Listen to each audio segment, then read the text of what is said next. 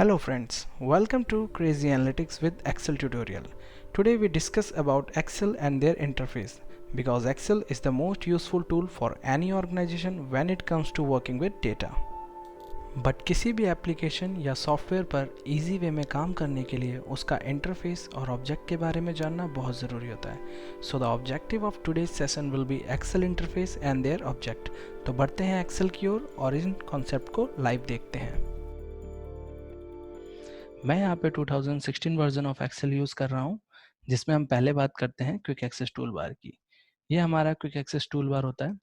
Quick access tool bar में हम अपने आइकन सेट के शॉर्टकट्स को रखते हैं जो हम अपने डॉक्यूमेंट्स में या डेटा में बार बार यूज़ करते हैं. जैसे मैंने यहाँ पे रखा हुआ है सेव, अंडू, रीडू, ओपन और न्यू का ऑप्शन रखा हुआ है, और आप यहाँ से कस्टमाइज भी कर सकते हैं अपने रिबन को. नेक्स्ट हम बात करेंगे रिबन की. ये हमारा पूरा पार्ट रिबन होता है. ये पार्ट हमारा पूरा रिबन होता है, और रिबन्स के अंदर हमारे कुछ टैब्स होते हैं, जैसे ये फाइल टैब है, होम टैब, इंसर्ट टैब, और सारे टैब्स हमारे ग्रुप्स में बटे होते हैं, जैसे font group, alignment group, number group. And then सारे ग्रुप्स के अंदर कुछ हमारे कमांड्स होते हैं या फिर आप कहें तो टूल्स होते हैं, और ये हमारे डेटा एनालिसिस और डेटा फॉर्मेटिंग एंड एडिटिंग के काम आते हैं. मैं यहाँ पे थोड़ा सा आपको दिखा देता हूँ. जैसे मैं यहाँ पे एक टेक्स्ट लिखता हूँ, यहाँ मैंने होम टैब ओपन किया हुआ है. अब इस टेक्स्ट वैल्यू को मैं फॉर्मेट करके दिखाता हूँ. जैसे मैं इसे बोल्ड कर सकता हूँ, इटैलिक कर सकता हूँ, अंडरलाइन कर सकता हूँ, और यहाँ पे इसको मैं लार्ज भी कर सकता हूँ इसके फॉन्ट को. तो ऐसे ही हमारे अदर अदर टैब्स के अंदर ग्रुप्स एंड कमांड्स होते हैं, जिसे हम अपने डॉक्यूमेंट को एडिट, फॉर्मेटिंग और डेटा एनालिसिस के हेल्प करते हैं. आगे बढ़ते हैं हम. ये हमारा होता है formula bar. Formula bar basically use होता है कि हम किस सेल में हमारी क्या वैल्यू और कौन सा फॉर्मूला लगा हुआ है. जैसे मैं यहाँ पे अगर एक्सेल लिख देता हूँ तो हमारे ये फॉर्मूला बार में एडिट हो जाता है कि हमारे यहाँ पे एक्सेल लिखा हुआ है. अगर यहाँ पे कोई फंक्शन लिखता मैं, जैसे यहाँ सम का फंक्शन लिखता हूँ, तो यहाँ पे मैं जा करके फॉर्मूला बार में अपने सम का फंक्शन पूरा कर सकता हूँ. तो इसी तरीके से हमारा कोई भी हम वैल्यू लिखें या कोई भी फंक्शन लिखें, जैसे मैं यहाँ पे ऐड करके दिखाता हूँ, कोई भी फंक्शन लिखें या कोई भी वैल्यू को लिखेंगे तो हमारे वो फॉर्मूला बार में शो करेगा कि यहाँ पे क्या फंक्शन है या फिर कौन से सेल में क्या वैल्यू है. नेक्स्ट इसके बगल में ही हम बात करते हैं एड्रेस बार की. एड्रेस बार हमारे सेल की लोकेशन देता है कि हम किस सेल में अभी प्रेजेंट है. जैसे अगर हम टेक्स्ट वाले की बात करें तो टेक्स्ट हमारा C2. सी मतलब हमारा सी कॉलम है और सेकेंड रो है और सी कॉलम है. नेक्स्ट हम इसी की बात करेंगे कि रो एंड कॉलम क्या होते हैं. तो हमारे ये ABCD जितने भी अल्फ़ाबेट्स होते हैं ये हमारे कॉलम लेवल्स होते हैं, और 1 2 3 जितने भी होते हैं हमारे रो रिकॉर्ड्स लेवल होते हैं, और इनका इंटरसेक्शन पॉइंट जहाँ पे भी होता है इसे हम सेल्स कहते हैं. ये इंटरसेक्शन पॉइंट्स हमारा सेल्स कहलाता है. तो हम इसको हेडर्स भी कह सकते हैं, फील्ड नेम्स या फिर कॉलम नेम्स भी कह सकते हैं, और ये हमारे रो होते हैं, और इनके इंटरसेक्शन पॉइंट्स को हम सेल कहते हैं, जिसमें हम अपने डेटा को रिकॉर्ड करते हैं और एडिट भी कर सकते हैं. नेक्स्ट इसके अलावा हम बात करेंगे रेंज क्या होते हैं. तो ग्रुप ऑफ सेल्स को हम रेंज कहते हैं. जैसे अगर मैं यहाँ से यहाँ सेलेक्ट करता हूँ अपने डेटा को, या फिर मैं अपने डॉक्यूमेंट को कह सकता हूँ कि यहाँ से यहाँ मैंने सेलेक्ट किया, तो यहाँ से यहाँ मैंने क्या किया, यहाँ से यहाँ मैंने अपने डेटा को सेलेक्ट किया हुआ है या फिर मैंने सेल्स को सेलेक्ट किया हुआ है. तो ग्रुप ऑफ सेल्स को हम क्या कहते हैं, रेंज. ग्रुप ऑफ सेल्स को हम रेंज कहते हैं. नेक्स्ट अगर इसके साइड में हम देखें तो हमारा ये होता है स्क्रॉल बार. ये पार्ट हमारा स्क्रॉल बार होता है, और ये पार्ट भी हमारा स्क्रॉल बार होता है.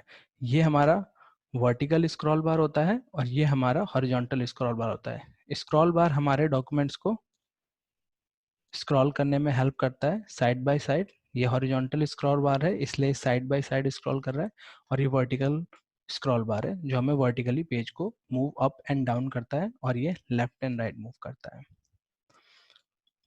इसके नीचे ही अगर हम देखें तो हमारा जूम बार होता है. ये हमारा जूम बार होता है. ये पार्ट हमारा जूम बार होता है, जिसके थ्रू हम अपने शीट को जूम कर सकते हैं. जैसे मैं यहाँ जूम करके दिखा देता हूँ, इसे हम जूम कर सकते हैं, और जूम इन जूम आउट भी कर सकते हैं। इसके जस्ट साइड में अगर हम देखेंगे तो हमारा लेआउट ऑप्शन होता है। जैसे अभी मैं नॉर्मल लेआउट ऑप्शन पे हूँ, रीड मोड होता है एंड अदर मोड्स होते हैं, आप ट्राई कर सकते हैं। इसके अलावा हमारा यहाँ पर होता है स्टेटस बार। जैसे अगर मैं किसी चीज़ को काउंट करूँ, अगर मैं यहाँ पे क्लिक करता हूँ इन दोनों को, तो ज़रा स्टेटस बार में देखना, यहाँ पे कह रहा है average 1.5 and count 2 and sum 3। मतलब ये हमारा स्टेटस बताता है कि हमने जो भी सेल को सिलेक्ट किया हुआ है वो क्या क्या कर सकता है। जैसे मैंने 1 और 2 को सिलेक्ट करता हूँ और यहाँ पे 3 को भी कर देता हूँ, तो ये बताता है एवरेज 2 है, काउंट 3 एंड सम 6। तो ये हमारा स्टेटस बार होता है जो हमारे सेल वैल्यूज का स्टेटस बताता है कि वहाँ पे काउंट हो सकता है, सम हो सकता है, एवरेज हो सकता है, जो भी हो सकता है वो हमें वहाँ पे बताता है। नेक्स्ट हम बात करेंगे वर्कबुक टाइटल की। तो ये पार्ट हमारा वर्कबुक टाइटल होता है। जैसे हमने कोई भी वर्कबुक ओपन किया है तो उसका टाइटल क्या है, तो ये हमारे वर्कबुक का टाइटल होता है। ये हमारा जितना भी पार्ट दिख रहा है आपको, ये पूरा वर्कबुक होता है और वो उसका टाइटल होता है। देन अगर बात करें साइड में इसके, तो राइट साइड में आप देखेंगे ये होते हैं हमारे विंडो बटन। जैसे हम कट भी कर सकते हैं अपने डॉक्यूमेंट को, मैक्सिमाइज मिनिमाइज एंड मिनिमाइज कर सकते हैं, मैक्सिमाइज कर सकते हैं, रिस्टोर कर सकते हैं। ये हमारे सारे बटन्स होते हैं। इसके बाद जस्ट इसके लेफ्ट साइड में आप देखेंगे तो ये होता है हमारा रिबन का बटन होता है ऑटो हाइड करने का, या फिर टैब्स और कमांड्स को हाइड करने का, ओपन करने का। जैसे मैंने यहाँ पे क्लिक किया तो यहाँ पे ऑप्शन आता है ऑटो हाइड रिबन। अगर मुझे फुल मोड में अपने एक्सेल को देखना है तो मैं इसे हाइड कर सकता हूँ। अब आप देख सकते हैं कि मेरा फुल मोड में मेरा एक्सेल यहाँ पे ओपन हो रखा है। मुझे अनहाइड करना होगा तो इसी बटन पे दोबारा क्लिक करना होगा और यहाँ पे शो टैब्स एंड कमांड्स पे क्लिक करना होगा और यहाँ हो जाएगा। अभी हमने कुछ देर पहले बात किया था रिबन का, भी हमारा पार्ट रिबन होता है और ये हमारे टैब्स होते हैं। हम अपने रिबन को और टैब्स को यहाँ पर कस्टमाइज भी कर सकते हैं। कस्टमाइज इन द सेंस मैं यहाँ पर ये बोलना चाह रहा हूँ कि हम यहाँ पे अपने भी टैब्स बना सकते हैं। सपोज अगर मैं किसी ऑफिस में काम करता हूँ और वहाँ पर मुझे डेटा एनालिसिस का रोज काम है और कुछ कुछ चीज़ें मैं डेली यूज़ करने वाला हूँ, जैसे यहाँ पे मैं पेज स्पेशल, फॉर्मेट पेंटर, या फिर कंडीशनल फॉर्मेटिंग को, या फिर कहें डेटा वैलिडेशन, या फिर चार्ट्स को, पिवट टेबल्स को मैं रोज़ यूज़ करना चाहता हूँ, तो मैं यहाँ पे कुछ अपने भी टैब्स बना सकता हूँ। वो हम कैसे करते हैं, किसी भी टैब्स पे जाएंगे, किसी भी टैब पे, होम पे चले जाइए, इंसर्ट पे चले जाइए, पेज लेआउट पे, वहाँ पे राइट क्लिक करना है, कस्टमाइज द रिबन का ऑप्शन आता है, यहाँ पे क्लिक करना है। देन उसके बाद यहाँ पे आपको एक पॉपअप विंडो ओपन होगा जहाँ पे कस्टमाइजेशन के अंदर भी कस्टमाइज रिबन पे जाके आपको ऑल टैब्स पे क्लिक करना है। यहाँ पे जैसा आप देख सकते हैं, यहाँ पे जैसा आपको दिख रहा होगा कि ये सारे टैब्स हैं जो अभी आपके ओपन है। Home tab, insert tab, page layout tab, formula tab, ये सारे आपके टैब्स हैं और इन टैब्स के अंदर आपके कमांड्स होंगे। जैसे मैं होम टैब की बात करूं तो क्लिप बोर्ड, फॉन्ट, ये हमारे ग्रुप्स हैं और इन ग्रुप्स के अंदर भी हमारे ये वो कमांड्स हैं जिन्हें मैं यूज़ कर रहा था थोड़ी देर पहले। या न्यू टैब पे हम क्लिक कर सकते हैं और एक नया टैब हम यहाँ पे बना सकते हैं। जैसे यहाँ पे न्यू टैब आ गया है, हम यहाँ पे राइट क्लिक करेंगे और यहाँ पे रीनेम कर सकते हैं। जैसे मैं यहाँ पे डेटा एनालिसिस का एक टैब बना लेता हूँ, एनालिसिस का एक टैब बना लिया मैंने और यहाँ पे ओके कर देता हूँ। टैब हमारा बन गया। टैब के अंदर हम ग्रुप ऐड करेंगे। सपोज मैं ग्रुप के अंदर यहाँ पे ऑपरेशंस यूज़ कर लेता हूँ, ऑपरेशन नाम का एक ग्रुप बना लेता हूँ। मैं यहाँ पे उसका आइकन भी दे देता हूँ ये, और यहाँ पे ऑपरेशंस नाम का या फिर डेटा ऑपरेशंस नाम का बना लेता हूँ। फटाफट करते हैं। इसके अलावा हम अब इस ग्रुप्स के अंदर हम यहाँ से टैब्स ऐड करेंगे। जैसे मैं कट का ऐड कर सकता हूँ, यहाँ पे ये टैब को क्लिक किया हुआ है, कट का ऐड कर लेंगे, डिलीट सेल्स को ऐड कर लेंगे, शीट कॉलम्स को ऐड कर लेंगे, कॉपी का ऐड कर लेंगे और हम यहाँ से रिमूव भी कर सकते हैं। ऐसे ही हम किसी भी टैब को कस्टमाइज कर सकते हैं, सारे टैब्स को यहाँ से कस्टमाइज कर सकते हैं, ऐड भी कर सकते हैं और खुद का एक नया टैब भी बना सकते हैं। ओके करेंगे तो यहाँ पे हमारा एक डेटा एनालिसिस का टैब आ गया है और इसके अंदर आप देख सकते हैं कि ये सारे कमांड्स हमने ऐड किए और ये हमने ग्रुप नेम बनाया हुआ था। ये हमारा वो ग्रुप नेम है डेटा ऑपरेशंस का, ये हमने टैब बनाया था अभी थोड़ी देर पहले और ये सारे हमने उसके अंदर कमांड सेट किए थे। नेक्स्ट हम बात करेंगे शीट टैब की। ये हमारा वर्कशीट होता है। जितने भी हम डेटा एनालिसिस होते हैं या फिर जितना भी हम डेटा को एडिट करते हैं, फॉर्मेट करते हैं या फिर डिलीट करते हैं और अपने रिकॉर्ड सेव करते हैं, वो सब हमारे शीट्स में होते हैं। वो सब का सब हम शीट में अपने डेटा रिकॉर्ड्स को रखते हैं। तो हम शीट को यहाँ से रीनेम भी कर सकते हैं, डिलीट कर सकते हैं और इसका टैब कलर भी चेंज कर सकते हैं यहाँ से। और नंबर ऑफ शीट को हम यहाँ से ऐड भी कर सकते हैं। जितना मर्जी हम यहाँ पे अपना टैब ऐड कर सकते हैं और इन्हें डिलीट भी कर सकते हैं। तो हम फर्स्ट शीट में चलते हैं। सपोज हमारे पास बहुत सारी शीट्स हो जाती हैं तो हमें बार बार स्क्रॉल करना पड़ता है। तो उसके लिए हम अपनी सारी शीट्स को यहाँ पे राइट क्लिक करेंगे इस पार्ट में। ये जो साइड में पार्ट है मैं यहाँ पे आपको लोकेट कर देता हूँ। इस जगह पे आपको राइट क्लिक करना है।